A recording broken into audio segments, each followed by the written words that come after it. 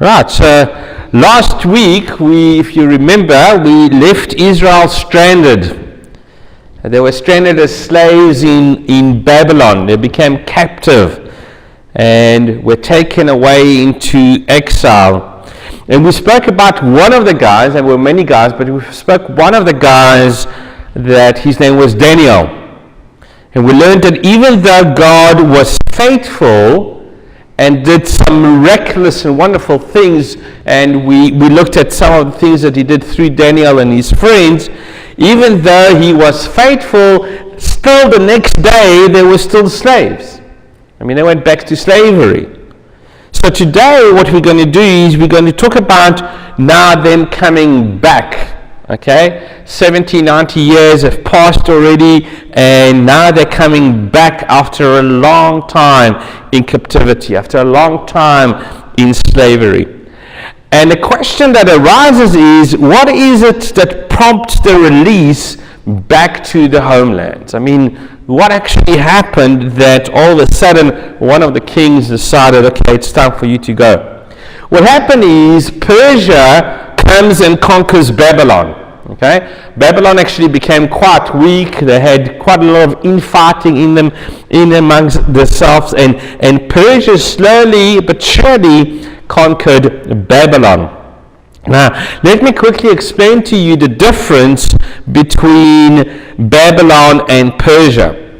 Babylon was absolutely ruthless. I mean, they were known for the way they were killing, the torture. They were just domineering. They just made sure that you knew who was in charge. Persia had a very different way of doing things. Okay? Babylon made you work for them to make them money as slaves. But Persia, and later on Greece, and even the Romans adopted it. Persia wanted to cultivate your culture. Okay, so you were allowed to cultivate your culture. So they wanted you to live out your culture and do well and prosper and make money and study the ways of your culture and practice within your culture.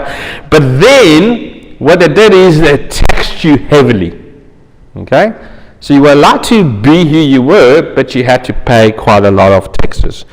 So in order to have peace, they allowed you to do your own thing and do well and do prosper and all of that, but then you had to pay lots and lots of taxes. So we need to take that into consideration, that God might very well be orchestrating this whole thing with Persia, and that eventually it leads the Israelite to go back into the promised land, okay, into the homeland.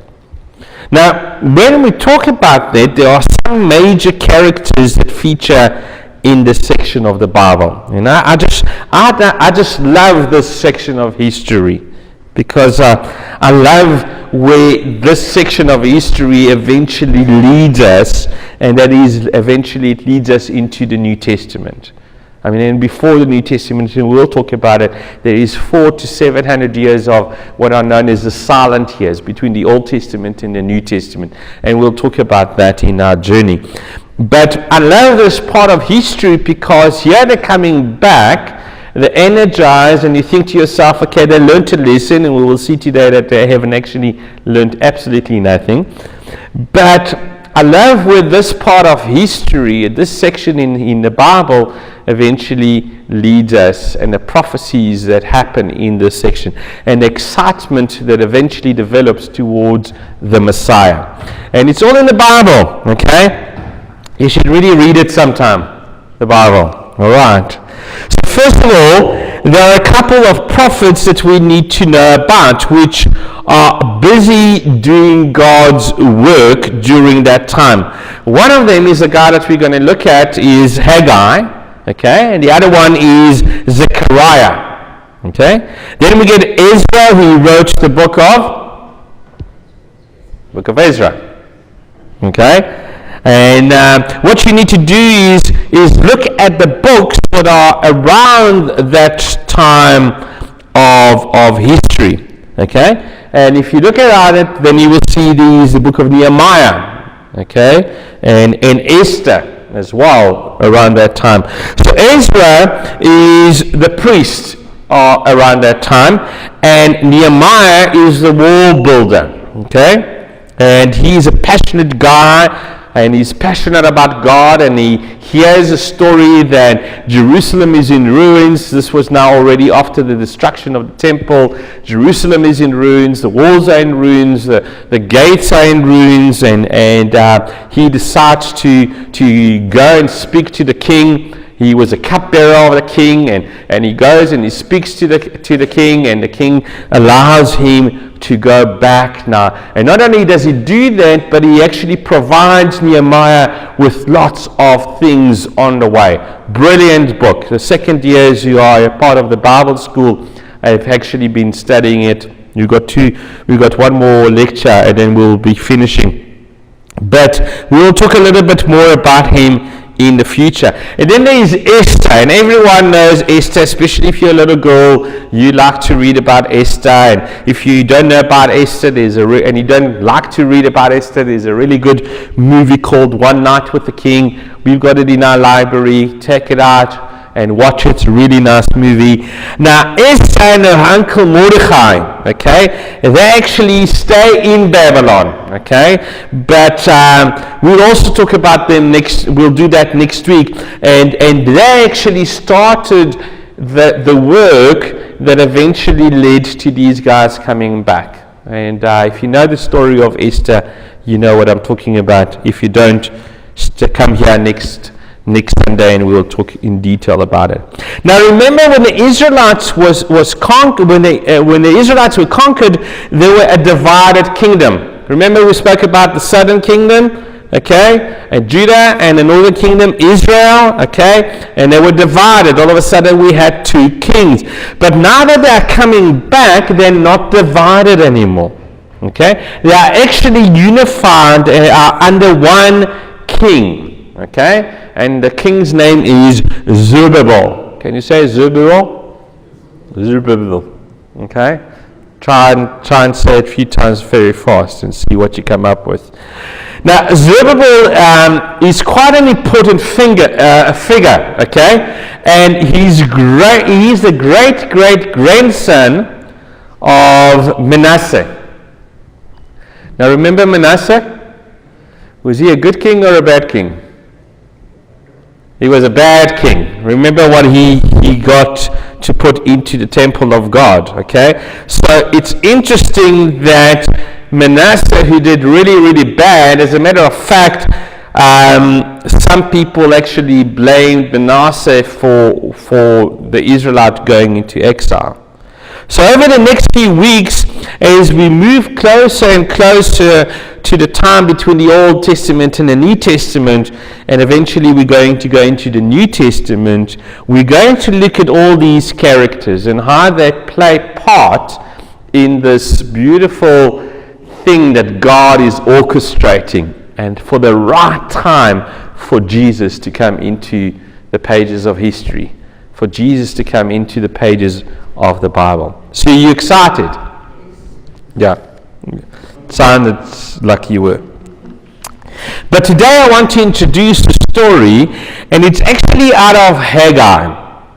Now, when Persia took over Babylon, Cyrus was the king of all of what the Babylonian Empire had. Okay, so if the Babylonian Empire were in charge of Israel, then the conquering army would be in charge of Israel as well, and including Babylon itself. Okay, so Cyrus became king. Now there are good evidence that he took over at about 538 BC. Okay. You all know what BC means? Before Christ, okay? Now, in 537 BC, he issues a decree that the Israelites are now allowed to be released to go back to Israel, okay? He actually goes into the temple of Babylon, and he goes into the temple of the Babylonian gods, and he takes all the important stuff that are taken out of the temple in Jerusalem. Remember, we spoke about it last week, that God was proven more powerful than another god? Is you go and you get the stuff from the temple of this god, and you take all those things in the temple and you put it in your god temple. Well, Cyrus, now he's a Persian king, he takes them all out and he gives it to Ezra. And he says, you guys need to take all of this. It belongs to you. It belongs to your God. And since you're going to go back and build a temple, you need to have all this stuff. Now, in 535 BC, they completed the foundation of the new temple. So that's the context that we are going to be looking at. Okay, so try and remember these dates. 535 is when they completed the foundation. So let's read Haggai chapter 1, verse 1 to 12. Are you ready? Right. In the second year of King Darius. Now, wait a minute. Who is this King Darius? Okay. He's a king that came after Cyrus. Okay. So we spoke about Cyrus, but now he took over in 522 BC. Okay. So we are now in about 520 BC, because it's to say in the second year of Darius, which makes it then 520 BC. Now, when did they finish the foundation? What did I say? 5? You see, you didn't pay attention. You're not paying attention. Unfreeze those brains. 535. So how long did it take them to build the foundation? 535 minus 520? 15 years. Oh. My goodness. Okay. 15 years. Okay. All right. So keep that in mind. Now let's carry on. On the first day of the 6th month, the word of the Lord came through the prophet Haggai to Zerubbabel, son of Shealtiel, governor of Judah, and to Joshua, son of Josadak, the high priest. This is what the Lord Almighty says. Okay, now before we talk about what he says, I want us to look at the phrase, the Lord Almighty. Okay, Lord Almighty. The Hebrew word here literally means that he is God, the sovereign commander-in-chief. Okay, so that's, if you have to translate God Almighty, Lord Almighty, it will actually tell you that it's God, the sovereign commander-in-chief. Now, what is a commander-in-chief? Okay, he's basically like the boss of the army, isn't he? Okay, in many countries, he's actually the president of the country, who is basically the boss of the army.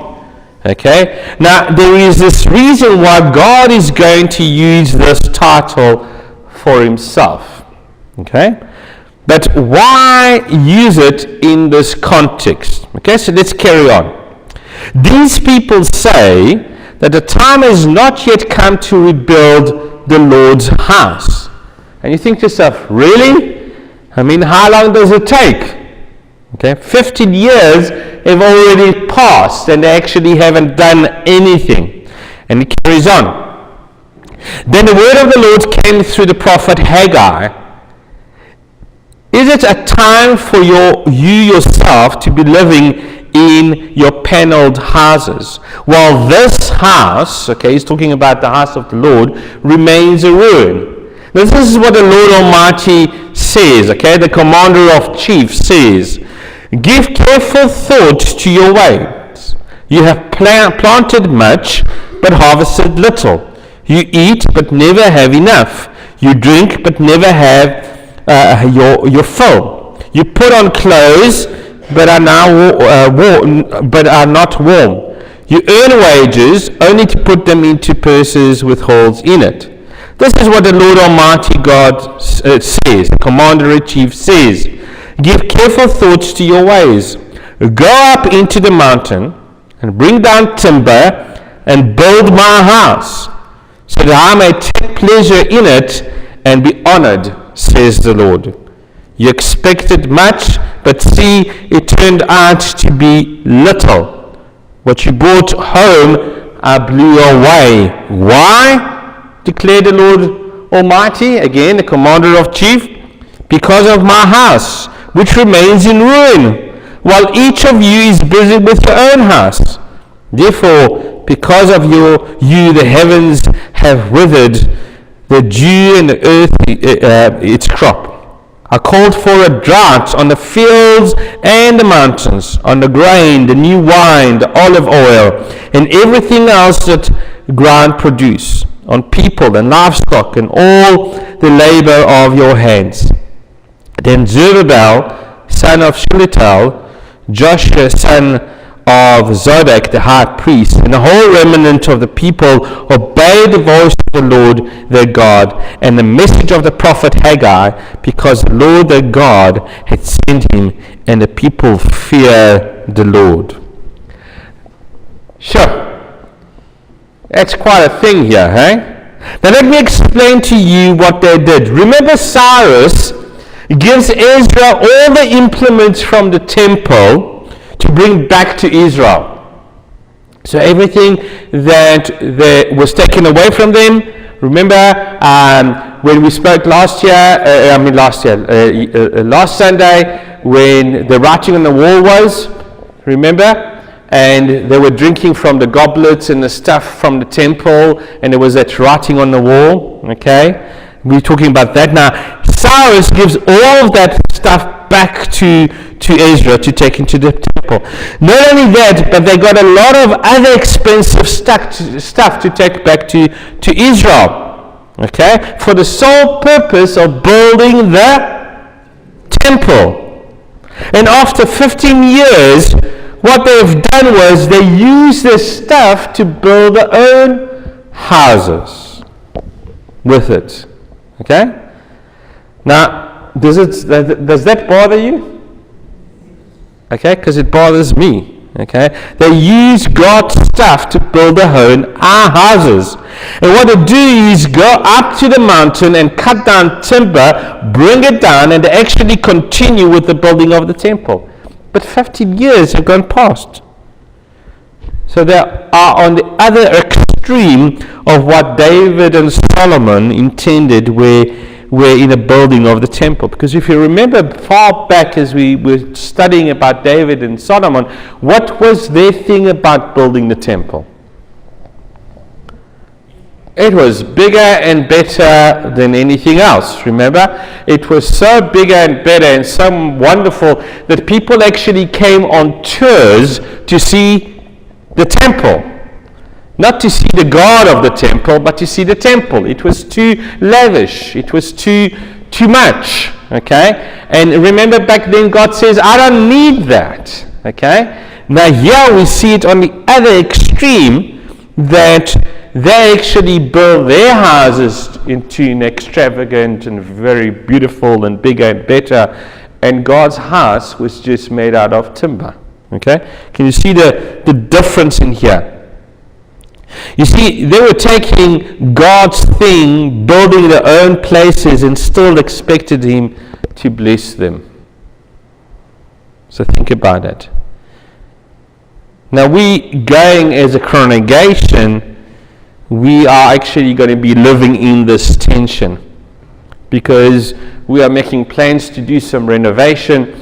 And the other day we met, there were a few quotes that came to our attention with regards to the work that needs to be done, and now we are going to sit down with these contractors and see if they can sort of give us some discount here, discount there, and we're going to be building. And then the first thing we're going to be starting with this plans on the renovation is we're going to build toilets in the back of the church. Okay, so you don't have to worry about walking in front and everyone watching you and so on. So we're going to do that, and one will do that, and the next stage will be to renovate the kitchen. And after we do that, the next stage will be to build classrooms on the side of the church. So it's quite a big work that's going to take place, and we're going to be living in this tension. Okay. So do we go ahead with that and take a step in faith and know that God will provide as He has provided?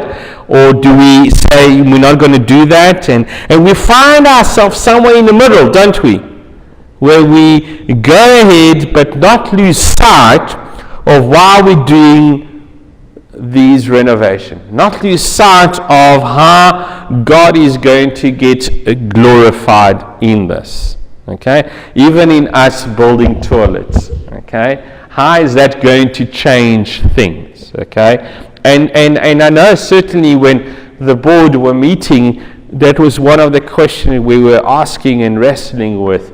And if you think about it, we are in this tension, aren't we? And whenever you build something for God, you're wondering, is this for His glory or not for His glory? Because at the end of the day, bricks and mortars don't make statements about God, do they? But rather, the people do. How we live our life does. So that's a tension that we're going to find ourselves as a congregation. And some people are going to agree with it, and some people are not going to go and agree with it. And when the right time comes, we'll show you the full plans and so on.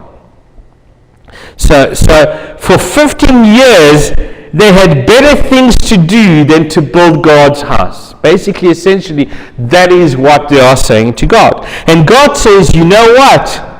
Enough. I released you out of bondage, and remember why you went to bondage in the first place, and now I released you back, and now what? Okay? And there are some things in this time period which are interesting to look at. When the Jews were taken to captivity, they began to wrestle with a certain question. Why did God allow us to be taken away in the first place? And the answer was, because we sinned. That was the answer. We sinned. God told us through the prophets that that's what He's going to do. We didn't listen, so eventually He sent us away. So what they did is, while they were in Babylon, they wanted to make sure that if God released them back, that they will never ever go back into captivity ever again. So they invented this thing called synagogues. Okay? Synagogues. And synagogues were a meeting place for the Jews to come and learn about the text. They also developed a system where the children were educated in the text in a way that we have never ever were able to duplicate. I mean, listen to that. Consider this. By the age of 12 to 14, even the most weakest student had to learn the entire Hebrew text half by heart. They had to memorize it. The entire Old Testament. Okay? So who's 12, 14 here? Okay? Okay, we've got a lot of 12-year-olds and 14-year-olds, eh? Okay. So imagine that, Andrea, Michelle, by your age, okay, you would have to remember the entire Old Testament by memorizing. Okay? That's what they had to do it. And to complicate it even further, no one had a Bible in their own home. In fact, when they came back to Israel, most of the synagogues, especially in the northern part of Israel, none of them had a complete copy of the text. And yet every student had the entire text memorized by the age of 14. That's quite something, isn't it? You see, they made it their mission to be set apart from everyone else, because we don't want God to take us into captivity anymore. So do you understand where that comes from? So when Jesus comes into the picture, what we have is over 400 years, these bunch of nobody slaves now become self-righteous, pious, legalistic know-it-all. Okay? Now how did that happen? From nobodies to these pious, legalistic know-it-all. You see, they were working so hard at being set apart And we kind of give them a bad rap about that because they were really trying to figure out how to make God happy. They didn't do it right. They didn't do it right. They failed most of the time. Okay? Jesus celebrates what they did right, and when we get to the New Testament, we'll see how Jesus does it.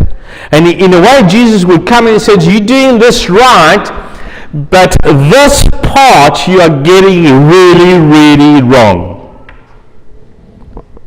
And Jesus shows them how to get themselves back into doing things right.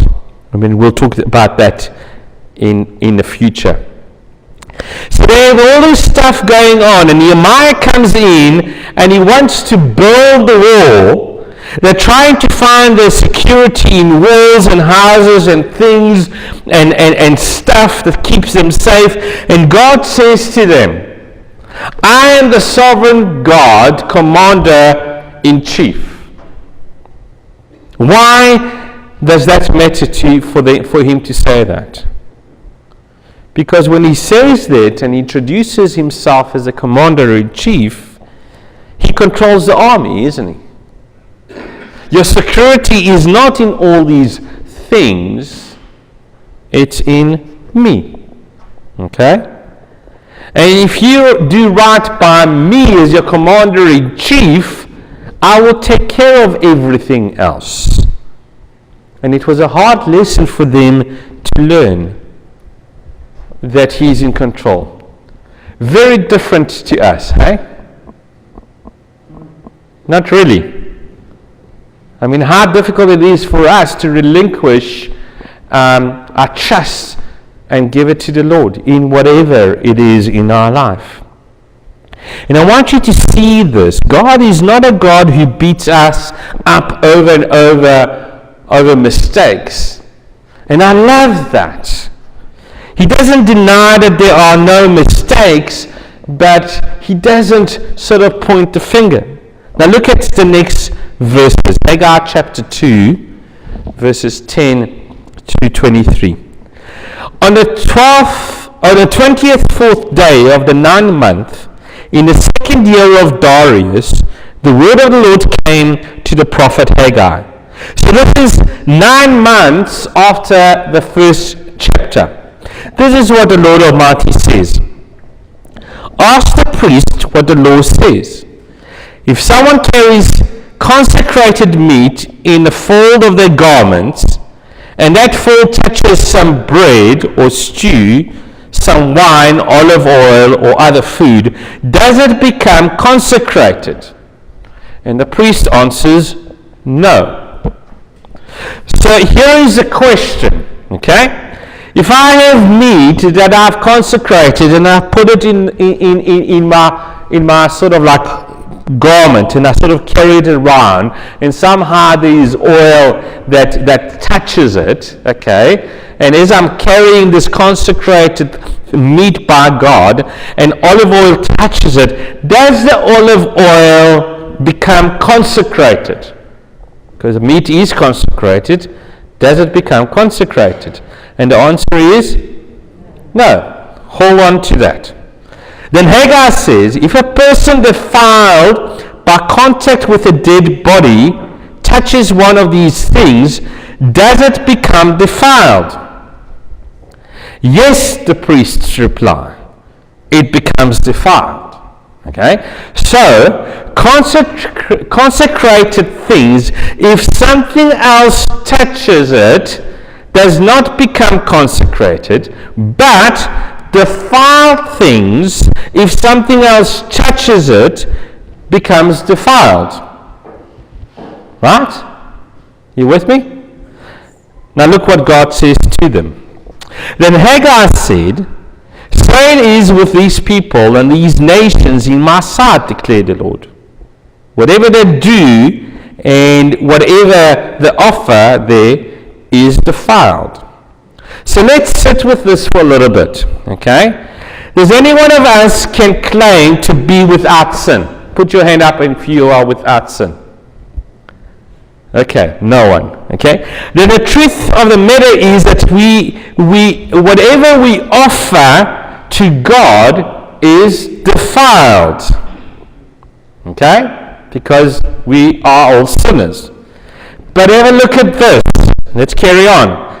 Now give careful thought to this from this day on.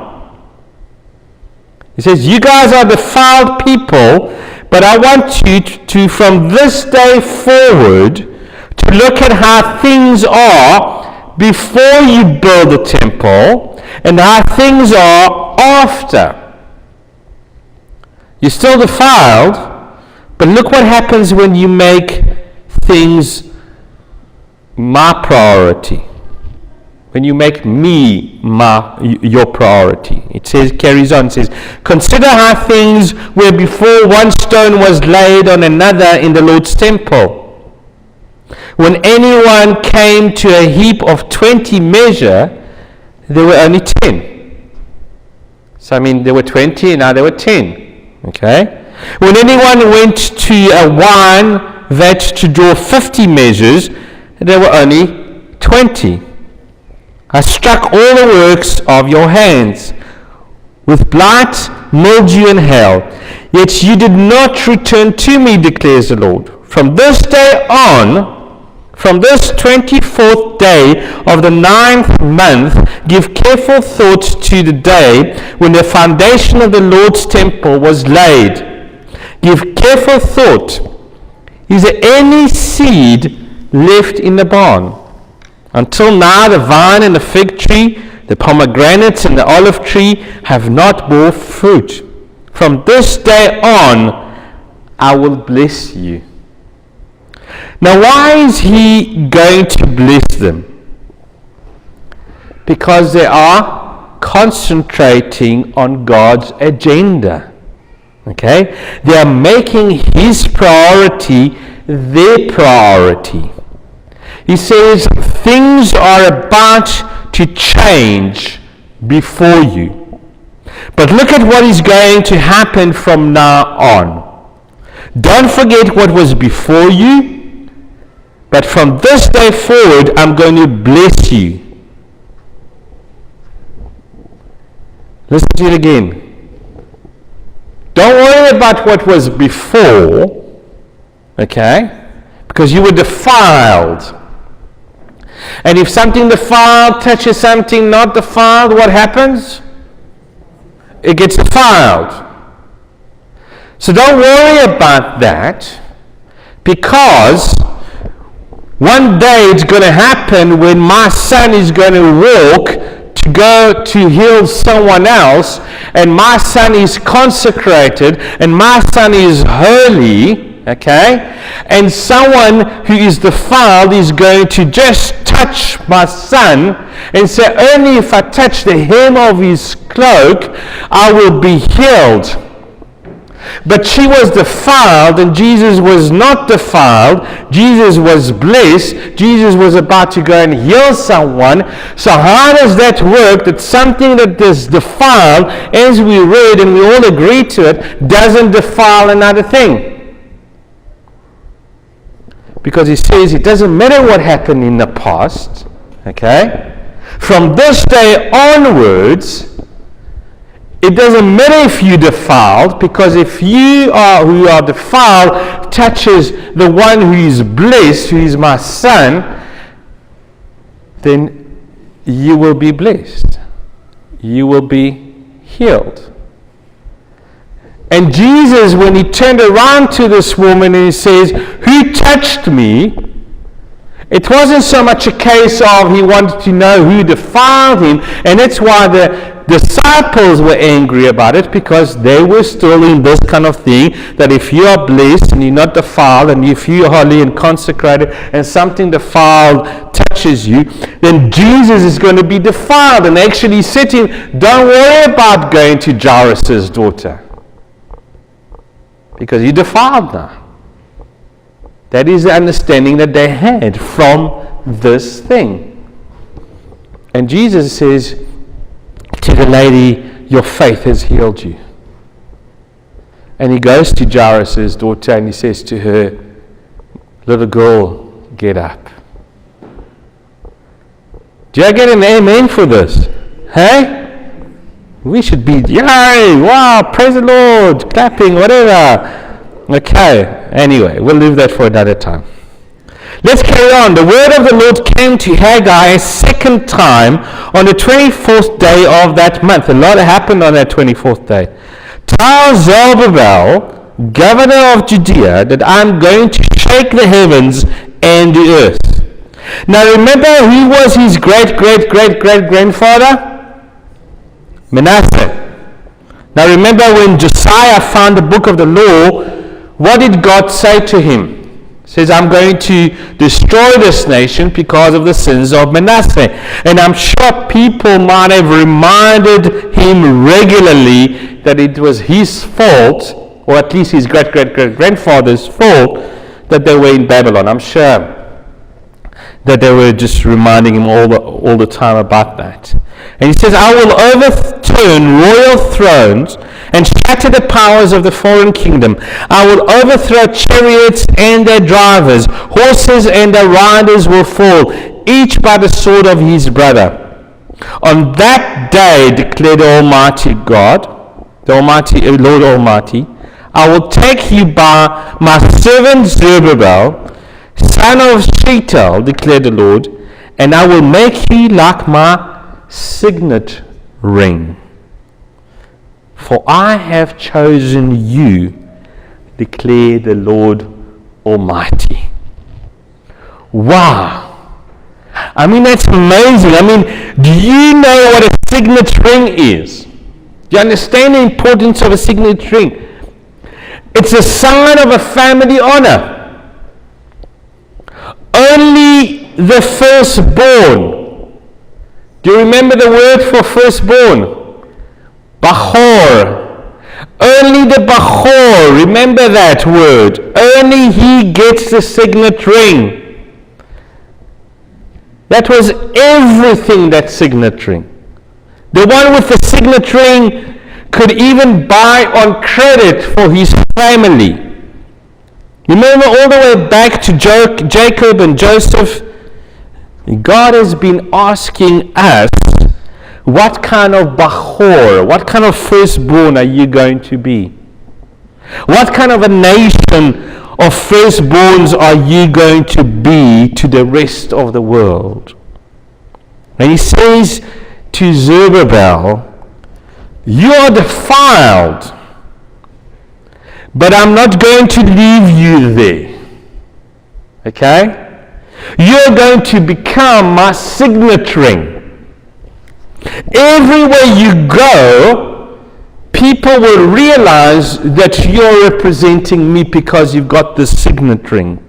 You're going to leave a mark of your God, that is me, the commander-in-chief, on the people around you. And by the way, it is the reason why this book is in the Bible. Because this message is not just for Zerubbabel.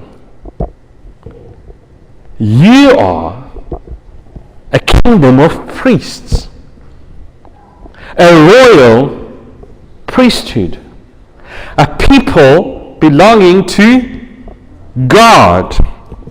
And everywhere you go, you should be leaving a mark of God on the people around you.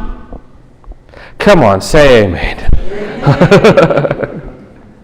Everywhere you go, you've got a signet ring of God on you, and that you leave a mark of God on the people around you. Our priorities change because we need to tell the people the right story of who God is.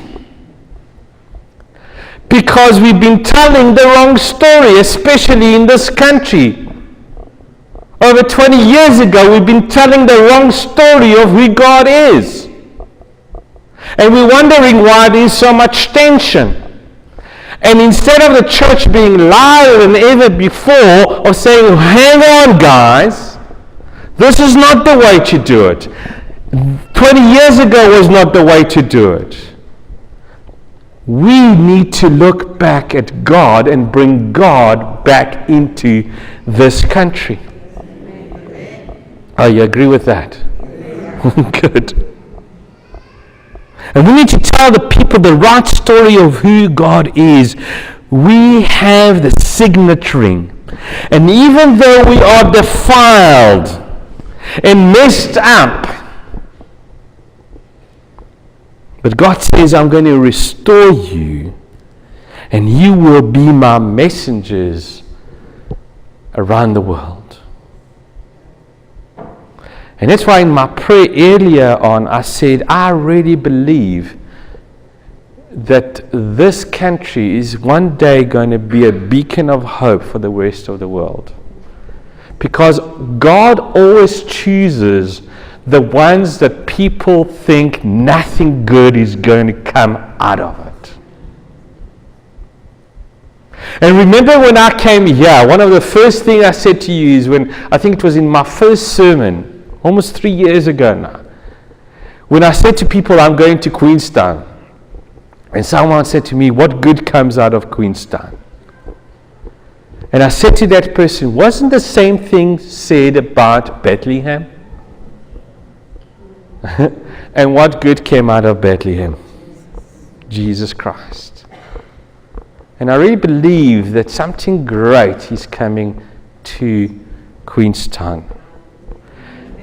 And I know a lot of us think this is the end of Queenstown, of Komani. But in my heart of hearts, in my spirit, maybe I'm an optimist, but I wear signet ring of God. And as long as I wear signet ring of God, I'm going to try my God best to leave a mark behind. And so should we as a congregation. And so should the church in this country leave a mark behind. So as you go into this week, I challenge you, wear your signet ring again. Wear your signet ring again. And leave a mark behind you. Amen. We're going to sing our last song together, and it's a song in Afrikaans. So for those who can sing in Afrikaans, this is for you guys. Actually, this is from the Lord. So let's stand and let's sing this song. The words are not that clear, but you should know the words.